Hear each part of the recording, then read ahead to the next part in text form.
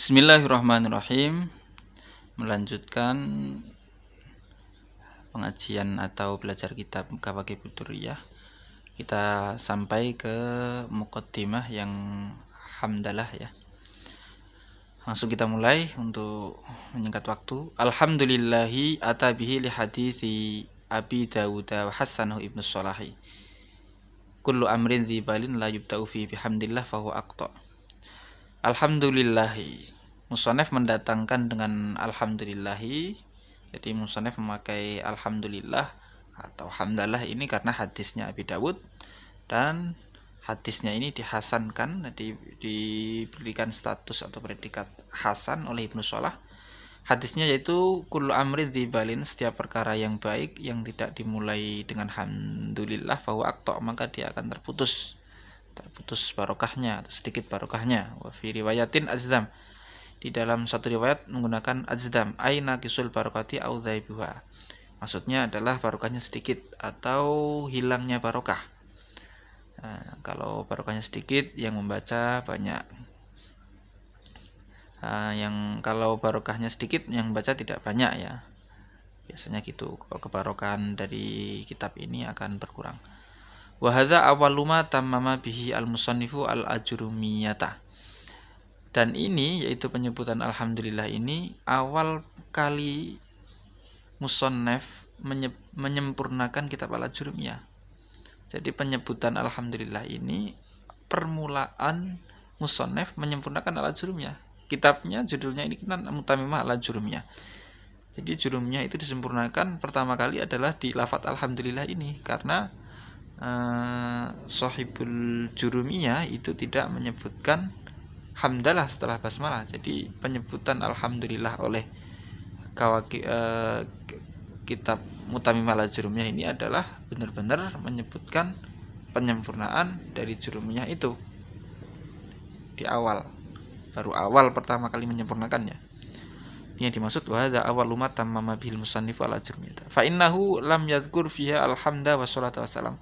Karena musannaf kitab jurumiyah ini di dalam jurumiyah tidak menyebutkan alhamdulillah, sholawat dan salam. Walhamdulillah ghatan atsana'u bil lisani 'alal jamili al-ikhtiyari sawa'un kana fi muqabalati ni'matin amla. Pujian secara bahasa itu adalah memuji dengan lisan. Memuji dengan lisan alal jamil ikhtiyari, terhadap kebaikan atau keindahan yang ikhtiari, keindahan yang dilakukan, bukan keindahan yang bawaan. Seperti keindahan seseorang bersikap baik, orang bersikap dermawan, seseorang bersikap rendah hati, seseorang bersikap tawadhu, itu jamil ikhtiyari. Jadi keindahan yang sifatnya dilakukan oleh orangnya, bukan keindahan yang bawaan. Kalau keindahan bawaan seperti nanti akan diterangkan, seperti mutiara yang bagus, yang indah, itu kan bawaannya memang mutiara itu indah, maka itu tidak disebut dengan hamdi secara lughat. Sawa'un kana fi muqabalati ni'matin amla, sama halnya pujian itu berhadapan dengan nikmat atau tidak. Maksudnya sama halnya dia diberi nikmat oleh orang itu atau tidak, dia tetap memuji, maka itu hamdu secara bahasa. Bikhilafi syukri lughatan wal hamdi urfan. Berbeda halnya dengan syukur secara bahasa dan memuji secara urf. Jadi hamdu secara lughat ini berbeda dengan syukur secara lughat dan hamdu secara urfan. Dari sini bisa diambil kesimpulan bahwa syukri lughatan wal hamdi urfan ini maknanya sama. Fa inna kulla wahidin minhuma fi'lun. Maka salah satu dari keduanya, yaitu syukur secara bahasa, memuji secara urf, itu adalah pekerjaan fi'lun yumbi'u an ta'zimil mun'imi min haitsu innahu mun'imun, yaitu suatu perbuatan yang melahirkan bentuk mengagungkan seseorang yang memberikan nikmat, dari segi bahwa dia adalah pemberi nikmat. Berbeda dengan hamdi tadi. Hamdi tadi tidak fi muqabalati nikmatin amla, sawa'un kana fi muqabalati nikmatin amla. Tapi kalau syukur secara lughat dan hamdi secara urfan ini adalah sikap atau perbuatan yang memberikan arti mengagungkan seseorang yang memberikan nikmat itu. Jadi kita memberikan rasa terima kasih kepada orang yang memberikan nikmat, itu adalah syukur secara lughat atau hamdu secara urfan. Fakulun minhuma sana'un bi ghairi lisanin fi muqabalatil lisan. Maka salah satu dari keduanya adalah memuji dengan tanpa lisan fi muqabalatil lisan, di dalam membandingi kebaikan dari si pemberi nikmat itu. Mungkin ketika lewat setelah kita diberikan nikmat atau diberikan anugerah, kita akan mengucapkan dengan apa, kita akan berterima kasih dengan cara menganggukkan kepala atau dengan gaya tubuh yang lainnya ya. Yang penting itu adalah bentuk mengagungkan seseorang memberi nikmat itu. Wa amma syukru urfan fa huwa sarful abdi jami'a ma an'amallahu bihi alaihi minasami wal basari wa ghairihima ila ma khuliqa li ajli. Adapun syukur secara uraf yaitu olehnya seorang hamba mentasarrufkan semua pemberian Allah dari pemberian Allah kepadanya ya, dari pendengaran, penglihatan dan selainnya, terhadap sesuatu yang diciptakan karena sesuatu itu. Jadi secara ringkas bahwa syukur secara urf itu seorang hamba mentasarrufkan semua nikmatnya Allah terhadap sesuatu yang diinginkan oleh Allah. Ay yastamilu al-du'ahu wa ma'aniyahu fima talaba asyari'u minhu isti'malahu fihi min sholatin nasyamin wa sima'in nahwi ilmin. Maksudnya seorang hamba menggunakan anggota-anggota tubuhnya dan fungsi-fungsinya di dalam sesuatu yang diminta oleh syariat menggunakannya, seperti halnya sholat, puasa, mendengarkan ilmu. Wa ammal madhu fa huwa lughatan as-sana'u bil lisan 'ala al-jamili al-ghairi al-ikhtiyari ka husnil lulu'ati wa tulil qaddi wa sifa'il launi 'ala jihati ta'zim. Adapun madhu atau pujian secara bahasa itu adalah pujian dengan lisan terhadap keindahan yang bukan ikhtiari, seperti keindahan yang bawaan. Ka husnil lulu'ati, seperti indahnya permata. Wa tulil qaddi, dan tingginya atau panjang, tingginya perawakan. Qaddi itu qomah, wa fi lughatin qomah, al-qomah.